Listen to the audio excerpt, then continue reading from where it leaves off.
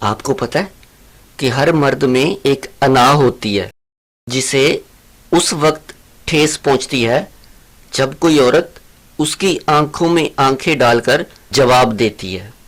تب اس مرد کا دل کرتا ہے کہ وہ اس عورت کا منہ توڑ دے. کیوں منہ توڑ دے؟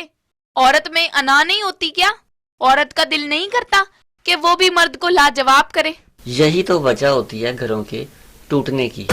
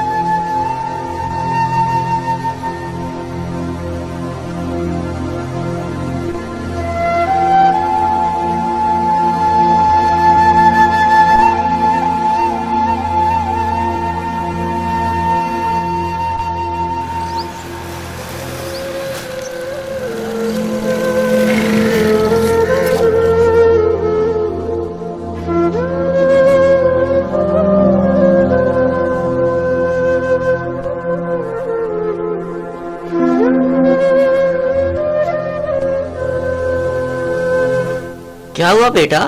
آپ کیوں رو رہے ہو؟ کچھ نہیں انکل، مجھے کچھ نہیں ہوا، میں ٹھیک ہوں. میں مانتا ہوں نہ تم مجھے جانتی ہو نہ میں تمہیں جانتا ہوں، پھر بھی میں ایک انسانیت کے ناطے پوچھ رہا ہوں کہ ہوا کیا ہے. بتاؤ بیٹا بتاؤ. کچھ نہیں انکل، اپنی قسمت کو رو رہی ہوں. شوہر نے 2 بچوں کو رکھ کر مجھے گھر سے نکال دیا، کہتا ہے نکلو یہاں سے. میں بھی گھر چھوڑ کر نکل آئی ہوں. تو یہاں کیوں بیٹھی ہوئی ہو؟ تو کیا کروں؟ کہاں جاؤں؟ باپ تو خود بیٹوں کی روٹیوں پر ہے. وہ کہتا ہے کہ اگر تم یہاں آ گئی تو بہویں مجھے بھی نکال باہر کریں گی. بھائیوں کے پاس عید پہ بھی چلی جاؤں تو وہ تنگ ہوتے ہیں. کہیں اشتہار میں پڑا تھا کہ دارالامان میں اچھی کیئر کرتے ہیں. سوچ رہی ہوں وہاں چلی جاؤں. کچھ دن رہوں گی تو شوہر کی عقل ٹھکانے آ جائے گی. نہ بیٹا نہ، یہ غلطی نہ کرنا. آپ کو کیا لگتا ہے کہ دارالامان میں رہنا کوئی آسان کام ہے؟ پہلی بات تو یہ ہے کہ وہاں پہ جگہ نہیں ملتی، اور اگر مل بھی جائے تو قیدیوں جیسی زندگی ہو جاتی ہے. بیٹا وہاں کون سا فری میں رکھا جاتا ہے؟ وہاں تو ایسے ایسے کام کرنے پڑتے ہیں کہ آپ سوچ بھی نہیں سکتی. میری مانو تو بیٹا گھر واپس چلی جاؤ.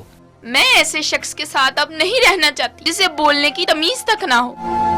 تو کہاں رہو گی؟ کیا ایسے ہی سڑکوں پر دھکے کھاؤ گی؟ عورت کا سب سے بڑا سہارا اس کا گھر ہوتا ہے، اس کا شوہر ہوتا ہے. عورت کو اپنی اولاد پر نا بہت مان ہوتا ہے، لیکن ایک وقت ایسا آتا ہے کہ اولاد بھی والدین کو چھوڑ کر چلی جاتی ہے. وہاں دیکھ شوہر ہی ہوتا ہے جو بیوی کا سہارا بنتا ہے. ضروری نہیں ہے کہ قصور ہر وقت عورت کا ہی ہوتا ہے، کبھی کبھی مرد کا بھی ہوتا ہے، بلکہ اکثر مرد کا ہوتا ہے.